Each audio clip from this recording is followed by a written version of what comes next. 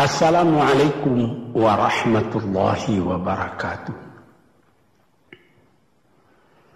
Tuan-tuan, saudara-saudara, ibu-ibu dan bapak-bapak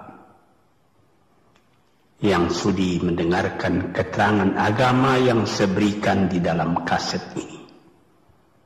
Moga-moga Tuhan melimpahkan, mengurniakan rahmat dan nikmat-Nya kepada kita semuanya. Saya akan membicarakan suatu ayat yang bertemu di dalam surat Al-Baqarah. Bunyinya, Allahu waliyul ladzina amanu yukhrijuhum minadh dhulumati ilan nur walladzina kafaru awliya'uhumut taghut yukhrijunahum minan nuri ila dhulumat. Artinya,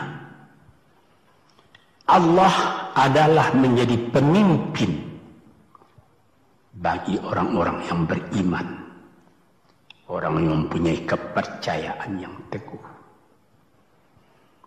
Dan Allah, apabila orang itu telah betul-betul menganggap Allah menjadi pemimpinnya, Allah pun menjamin mengeluarkannya daripada gelap gulita kepada terang benderang.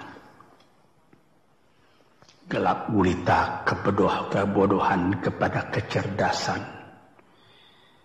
Gelap gulita kehidupan tak tentu arah kepada tujuan yang sejati. Sebaliknya, orang yang kafir yang tidak percaya kepada Allah, maka sebaliknya yang terjadi, daripada terang benderang dia akan dipimpin oleh taghut, oleh kekuasaan-kekuasaan yang bukan bersandar kepada Allah. Yang demikianlah yang akan mengeluarkannya daripada terang benderang kembali ke dalam gelap gulita. Oleh sebab itu, rohani manusia itu adalah melalui di antara gelap dan terang kehidupan itu, di antara terang dan gelap kehidupan. Kalau sekiranya jasmani kita, kalau sekiranya badan kita yang lahir ini diberi cahaya oleh matahari yang terbit di waktu pagi, yang terbenam di waktu sore, rohani kita pun diberi juga terang oleh suatu yang lebih terang dari matahari, yaitu petunjuk dan hidayat Tuhan. Di dalam Al-Quran, Tuhan memberikan bujukan, memberikan jiwa besar kepada orang-orang yang beriman itu. Tuhan bersabda, La tahinu wa la tahzanu wa antumul a'launa in kuntum mu'minin. Engkau ini adalah orang yang tinggi kalau engkau tetap memegang kepercayaan kepada Allah Subhanahu wa ta'ala.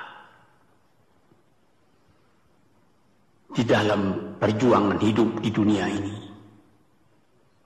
perjuangan antara yang hak dengan yang batil, antara gelap dengan terang, antara keyakinan dan keraguan, manusia berjalan di sekitar itu. Di kiri dan di kanan kita berjumpalah gelap dan terang itu. Maka diberilah pedoman manusia tadi. Apa pedoman? Walaupun bagaimana hebatnya, geloranya, tofannya, alim bubunya, ombaknya dan gelombangnya kehidupan itu, manusia mesti teguh berpegang kepada iman. Sebab kehidupan di dunia itu menurut peraturannya ialah tidak ada yang tetap. Yang tetap itu ialah berubah. Berubah itulah ketetapan yang ada dalam dunia. Panas sangat terik, benar, nanti akan hujan. Hujan sangat lebat, benar, nanti akan panas. Di suatu tempat terjadi hujan yang lebat, berhari-hari timbul banjir. Ya, banjir itu tidak tiap hari, nanti dia kering lagi. Di laut pun demikian pula. Ada pasang naik, tergenang ke atas. Besok pagi air itu sudah kering lagi, surut pasang. Begitulah kehidupan di dunia itu. Itu harus kita yakini supaya kita jangan terombang-ambing dalam kehidupan itu. Kalau kita sudah mulai terombang-ambing, tahu-tahu walaupun bagaimana terangnya hari, gelap timbul dalam jiwa kita sendiri. Walaupun panas terik, kita berhujan. Hujan oleh keringat kita sendiri. Jadi yang penting di sini menjaga hati itu. Sampai Rasulullah Nabi kita Muhammad SAW, inna fil jasadi mudghatan, di dalam tubuh manusia itu ada suatu bekuan darah. Idza salahat salahal jasadu kulluhu wa idza fasadat fasadal jasadu kulluhu.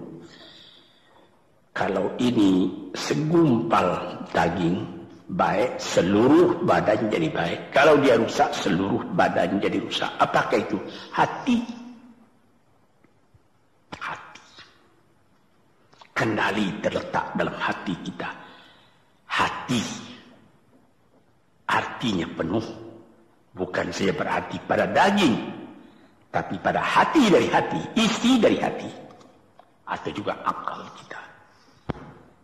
Sebab itu, maka kalau satu waktu saya pernah mengajarkan doa yang mengandung 8 sifat-sifat lemah menghilangkan kemerdekaan manusia, hari ini saya pun akan mengajarkan doa yang diajarkan juga oleh Nabi. Bagaimana menjaga hati tadi. Di situ dalam doa itu ada tersebut 4 perkara. Apa tersebut? Allahumma inni a'udzubika min qalbin la yakhsha'u wa min ilmin la yanfa'u wa min nafsin la tashba'u wa min du'a illa yusma'u. Jadi 4 perkara. Yang pertama, Allahumma inni a'udzubika min qalbin la yakhsha. Aku sangat berlindung kepada Engkau ya Allah, janganlah sampai terjadi hati saya itu tidak khusyuk lagi. Ini bahaya ini. Mulai bahaya mengancam kepada manusia. Kalau hatinya tidak khusyuk lagi, hati khusyuk yaitu hati itu tentu jelas tujuannya kepada Allah. Allah menjadi pegangannya. Allah menjadi bentengnya. Allah menjadi ingatannya. Allah menjadi tujuannya. Dan kepada Allah dia kalau sembahyang menghadapkan diri, menghadapkan hati, maka permohonan kita yang pertama kepada Tuhan, ya Tuhanku, janganlah sampai hati saya ini tidak khusyuk lagi. Sebagai orang Islam, kita sembahyang 5 waktu. Di dalam Al-Quran dikatakan sembahyang itu ialah khusyuk, terpadu ingatan kepada Tuhan. Tapi kalau kita sudah, hati itu sudah mulai ditumbuhi penyakit, walaupun sembahyang, mulai sejak Allahu Akbar, pikiran sudah menjalar kepada yang lain. Piutang belum menerima, utang belum terbayar, makanan belum masak, macam-macam lah yang teringat. Padahal kita dalam sembahyang. Ini apa arti sembahyang tadi lagi? Ini sudah mulai berbahaya ini. Banyak orang yang tidak meninggalkan sembahyang, tapi tidak ada bekas dari sembahyang itu kepada kehidupannya. Di dalam sembahyang kita baca inna salati wa nusuki wa mahyaya wa mamati lillahi rabbil alamin. Sesungguhnya sembahyangku dan ibadatku dan hidupku dan matiku sama sekali terserah kepada Allah. Ini dirasakan dalam hati, bukan cuma disebut di dalam mulut. Sebagaimana dikatakan, bukan jadi lip service sebagai seput tangan penggosok-gosok mulut, bukan begitu. Yang dari hati. Kalau sudah dari hati yang khusyuk, ini berbekas kepada kehidupan. Aku tak takut menghadapi segala keadaan dalam hidup, sebab hatiku bertali dengan Tuhan. Dari Tuhan aku datang, kepada Tuhan aku akan kembali. Ini namanya hati yang khusyuk. Tapi kalau sekiranya bacaan tetap fasih, tapi tidak ada lagi dari hati, melainkan rutin saja. Mayang 5 waktu sehari semalam, tapi tidak merubah kepada perangai, tandanya sembahyang tadi tidak khusyuk. Ini yang pertama kita minta kepada Tuhan. Janganlah sampai kita mempunyai hati yang tidak khusyuk, hati yang tidak teringat kepada Allah. Kalau hati tidak ingat lagi kepada Allah, maka segala pekerjaan yang terlarang sudah ringan saja kita mengerjakan. Menipu, berdusta, membujuk orang lain mengerjakan perbuatan yang salah, mencela, memaki, itu karena tidak ingat kepada Allah, cuma ingat kepada diri sendiri saja. Ini yang pertama.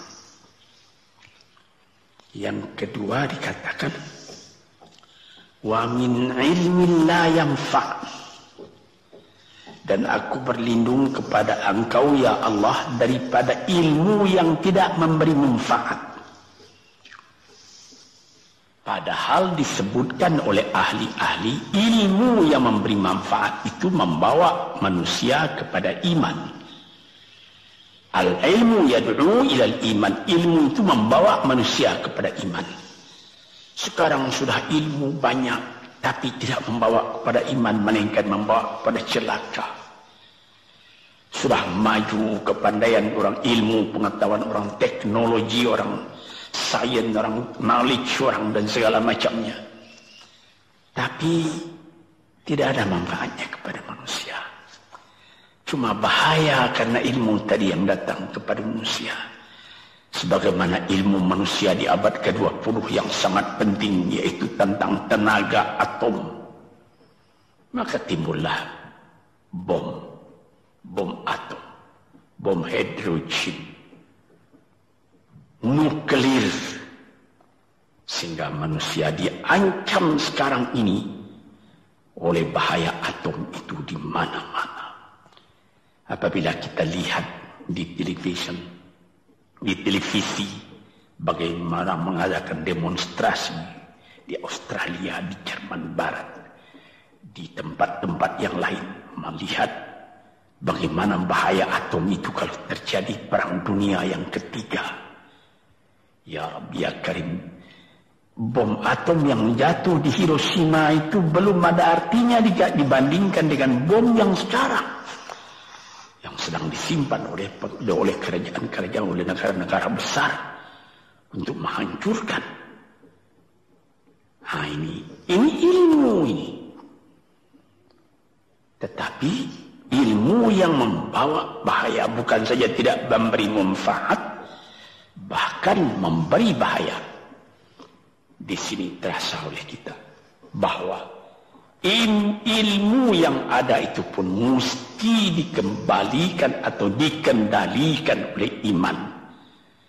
Kalau tidak, maka nyawa manusia ini akan dipandang sebagai sampah saja. Dijatuhkan satu bom hidrogen ke dalam kota Jakarta ini, na'udzubillahi min dzalik. Umpamanya dimasukkan ke kota Jakarta ini satu bom hidrogen saja, Itu sudah habis penduduk Jakarta yang lebih dari 5 juta ini. La haula wala quwata illa billah.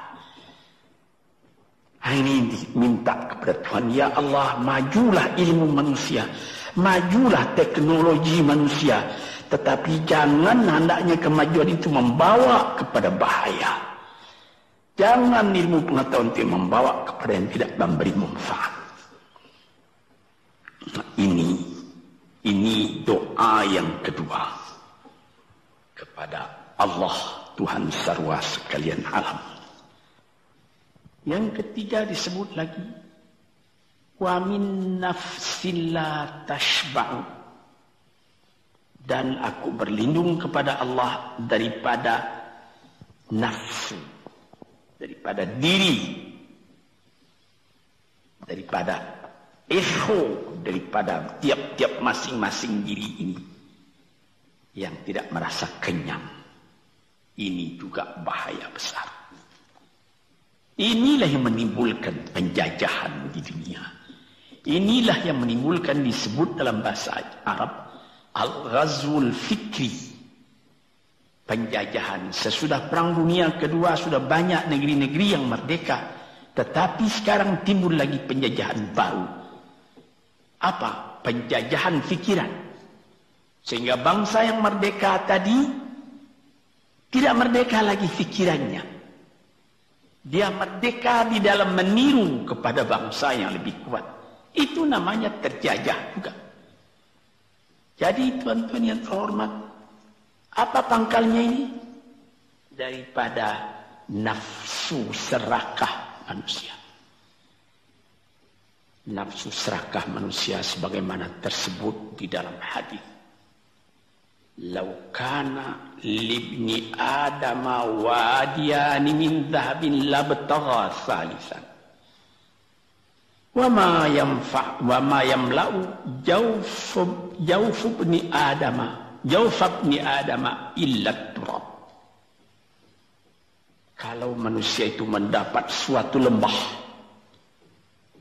yang penuh dengan kekayaan emas, suatu lembah, dia ingin supaya mendapat satu lembah lagi yang penuh juga dengan emas. Dapat 2 lembah, dia minta 3 lembah lagi yang penuh dengan iman. Nafsu manusia tidak pernah kenyang. Padahal akhirnya kalau dia sudah menutup mata,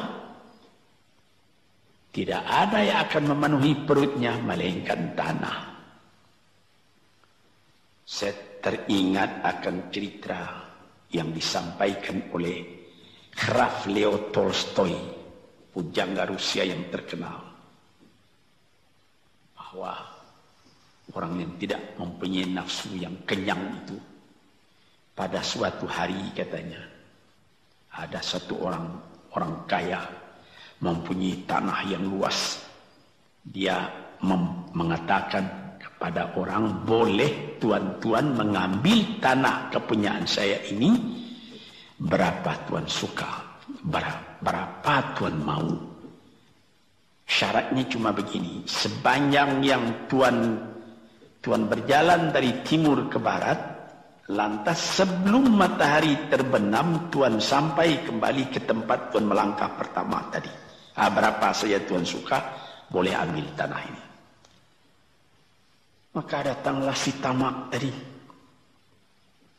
Tuan yang punya asli tanah tadi mengatakan, bawalah bakal, jangan lapar di jalan nanti. Baik, dibawanya nasi sebungkus, dia berjalan, jalan.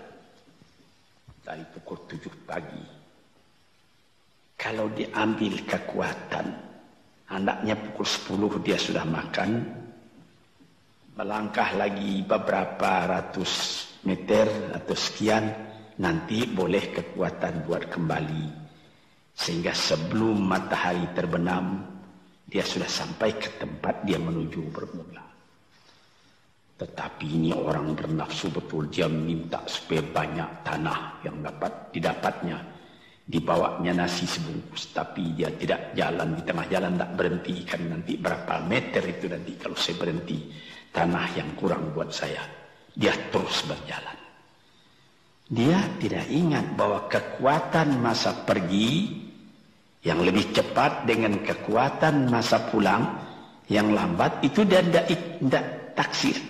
Dia berjalan saja cepat-cepat. Sudah pukul 1 hari, sudah jauh perjalanan. Lantas nanti kembali. Kelemahan badan, kondisi dan situasi tidak sama lagi. Tidak secepat dia pergi dahulu lagi dia pulang kembali. Maka bukan pukul 7 dia sampai, atau pukul 5 sore tadi dia sampai ke tempat dia berjalan bermula, karena dia jalannya sudah lunglai, kaki sudah penat, badan sudah letih. Kira-kira baru pukul 2 dia tidak dapat berjalan lagi karena sudah lapar. Dia coba makan sedikit pun tidak bisa lagi seenak makan yang tadi. Habis makan pun dia berjalan lagi. Pukul 3 dia terhenti. Jauh lagi baru sampai tempat yang pertama. Menurut syarat yang diberikan oleh mempunyai tanah yang pertama, kalau engkau tidak sampai ke tempatmu yang pertama tadi sorenya, tanah ini tidak engkau dapat lagi semua. Memang tidak sampai dia. Pukul 4 dia sudah berhenti berjalan, tidak kuat lagi. Mata sudah gelap. Akhirnya karena terlalu capek, terlalu penat, mati dia di tengah jalan. Berapa dia dapat tanah tadi lagi? Cuma sepanjang badannya untuk kuburannya, yang lain tinggal semua. Ini satu misal yang dibawakan oleh Graf Leo Tolstoy, yang sesuai dengan hadis Nabi tadi, nafsul la tashba, diri manusia yang tidak pernah merasa kenyang. Kita berkehendak tidak berbatas, tapi tenaga kita sendiri berbatas. Ini kerap kali tidak difikirkan oleh manusia. Dia punya angan-angan, dia punya macam teori yang dikeluarkan. Dia lupa bahwa nanti tenaganya itu akan terbatas karena sakit, karena lapar, karena tua. Sebagaimana pepatah dari nenek moyang kita, tanda-tanda dikirimkan lebih dulu bahwa kita tidak akan lama lagi di sini. Apa? Rambut, gigi, mata sudah mulai kabur. Uban sudah mulai bertabur. Gigi sudah mulai gugur. Kulit sudah mulai kendur. Kalau mata sudah kabur, uban sudah bertabur, gigi sudah gugur, kulit sudah kendur, sudah 4 perkara. Yang kelima ialah pintu kubur. Nah, ini kerap kali manusia lupa yang demikian. Sebab itu dikatakan, ya Tuhanku, janganlah sampai aku ditumbuhi oleh penyakit nafsu yang tidak mau kenyang-kenyang itu. Nah ini, kemudian itu timbul lagi doa yang keempat. Disebutkan di situ, wa min du'a illa yusma'. Ini lebih berbahaya lagi. Ini sudah puncak dari bahaya. Apa artinya? Dan aku berlindung kepada Engkau ya Allah, daripada doa yang tidak didengar lagi. La ilaha illallah. Mendoa ya Allah, kasih aku ini, kasih aku kesempatan, tapi tidak didengar lagi. Tuan-tuan, para pendengar kaset yang tercinta, ada tersebut dalam hadis Nabi, wa malbasuhu haram, wa mashrabuhu haram, wa ghudhiya bil haram. Ya Rab, fa'anna yustajab lah. Ash'asa, aghbara. Badan sudah penuh dengan kotoran, penuh debu. Yang mudu ilaihi ila sama, menadahkan tangan keduanya ke langit. Ya Rabbu, ya Rabbu, ya Tuhanku, tolong aku, ya Allah, bela aku. Padahal yang dimakan haram, yang diminum haram, dibesarkan dengan yang haram. Fana yustajabulah. Dengan jalan apa Allah Ta'ala akan mengabulkan doa itu? Badan kotor menghadap kepada yang bersih, meminta diberi kebersihan. Bagaimana caranya? Tuan-tuan yang terhormat, pernah dalam Quran Tuhan mengatakan, la yanzuru ilaihi wa la yukallimuhum Allah wa la yanzuru ilaihi. Allah tak mau mengajak dia bercakap dan Allah tidak memandang kepada dia. Saya sendiri dengan segala kerendahan hati mengatakan bagaimana beratnya kita bertemu dengan seorang orang besar. Lalu dia mengulurkan tangan kepada kita. Tapi mata kita tidak dilihatnya. Sengsara rasanya. Bagaimana dengan Tuhan kalau Tuhan tak mau melihat kita? Nah, sebab itu para pembaca, pendengar kaset yang tercinta, berdoalah kepada Tuhan supaya hati kita selalu terbuka. Jangan sampai kita mempunyai hati yang tidak khusyuk, ilmu yang tidak memberi manfaat, jiwa yang tidak pernah kenyang, dan doa yang tidak didengar. Ya Allah, dengarkan doa kami dan tunjukkan kepada kami jalan yang benar dan beri kami terang dalam kehidupan ini. Yang keempat ialah wa min du'a illa yusma. Dan aku berlindung kepada Engkau ya Allah, jangan sampai doaku tidak terdengar, tidak didengar oleh Tuhan. Sebagaimana kita tahu, doa itu adalah mukhul ibadah, tulang sumsum daripada ibadat kita sendiri kepada Tuhan. Segala perbuatan kita patrikan dengan doa, dengan harapan mudah-mudahan diizinkan oleh Allah. Disampaikan maksud kita, macam-macam yang kita minta kepada Tuhan. Tapi kalau doa itu sudah tak diperdulikan lagi oleh Tuhan, apa celaka kita, apa daya kita, apa upaya kita? Di sini kita melihat apa sebab maka doa tidak didengar oleh Tuhan, tidak diperkenankan oleh Tuhan. Tentu saja bukan dari salah Tuhan, melainkan dari salah kita sendiri. Di dalam Al-Quran dikatakan, Iyyaka na'budu wa iyyaka nasta'in. Al-Fatihah tersebut, kepada Engkaulah kami menyembah, ya Allah, dan kepada Engkau kami minta tolong. Tapi dengan tidak sadar, kerap kali kita berbuat terbalik. Iyyaka nasta'in wa iyyaka na'budu, kepada Engkau kami minta tolong, lalu kepada Engkau kami menyembah. Minta tolong dulu baru menyembah. Minta tolong banyak-banyak tapi terima kasih tidak ada. Tentu saja tidak didengar oleh Tuhan. Di dalam satu hadis tersebut,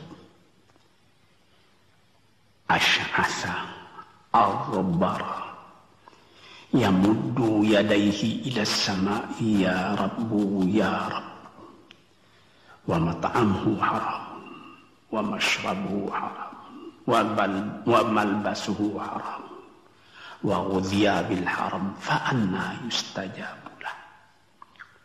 Badan sudah kotor, sudah berkerumut, kesusahan, kegelisahan kehidupan terbayang kepada tubuh sendiri. Lalu menadahkan tangan ke langit meminta kepada Allah, ya Tuhanku, ya Tuhanku. Bagaimana Tuhan bisa mengabulkan? Dengan pikiran yang kotor engkau menghadap kepada Tuhan. Kalau tidak terkabul, jangan Tuhan yang disalahi. Hatimu sendirilah salah. Apa yang kau perbuat dalam kehidupan ini? Di mana terdesak engkau ingat kepada Tuhan. Di zaman kesenangan engkau lupakan Tuhan.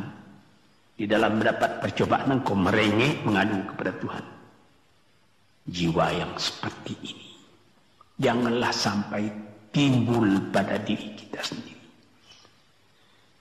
Saya sudah mengalami apabila saya berhadapan-hadapan dengan orang besar, saya ingin dia menghadapkan matanya kepada saya. Apa kabar saudara? Kabar baik. Dia lihat mata saya lihat mata dia. Tapi kalau ketika dia bersalam dengan saya, dia melihat kepada orang lain, bukan main sakit hati saya.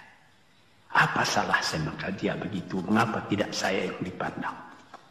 Sedangkan dengan sesama manusia lagi begitu perasaan kita. Bagaimana dengan Tuhan? La yanzuru ilaihim wa la yukallimuhum. Allah tidak memandang sebelah mata kepada Allah, kepada kita. Allah tak mau cakap, tidak mau bercakap dengan kita sepatah pun.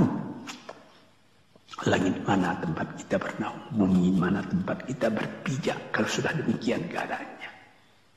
Nah, ini yang dijaga tuan-tuan yang terhormat dalam doa keempatnya itu. Hati janganlah sampai tidak khusyuk, ilmu janganlah sampai tidak memberi manfaat, nafsu janganlah sampai tidak kenyang, dan doa janganlah sampai tidak didengar. Saudara-saudara, moga-moga Allah memberikan kepada kita hati yang terang. Sebagaimana ayat yang mula-mula saya sebut tadi, Allahu waliyul ladzina amanu yukhrijuhum minadh-dhulumati ilan nur. Allah lah jadi pemimpin bagi orang yang beriman, sehingga dari gelap gulita dibawa dia oleh Tuhan kepada terang benderang. Walladzina kafaru, tetapi orang-orang yang sudah tidak ada kepercayaannya kepada Tuhan, auliya'uhumut taghut, yang menjadi pemimpinnya bukan Tuhan tapi setan. Dia akan membawa orang itu daripada terang benderang ke dalam gelap gulita. Kita jadi meraba-raba dalam gelap kehidupan. Dalam meraba-raba itu masih ragu entah kemana akan pergi. Maut pun datang. Gelap selalu. Di dunia gelap, di akhirat pun gelap. Na'udzubillahi min dzalik. Hadirin yang terhormat, para peminat kaset ini, moga-moga semuanya ini menjadi kenang-kenangan kepada Tuhan di dalam perjalanan yang jauh, di dalam keistirahatan hidup, sehingga mendapat ketetapan hati dan tumakninah. Assalamualaikum warahmatullahi wabarakatuh.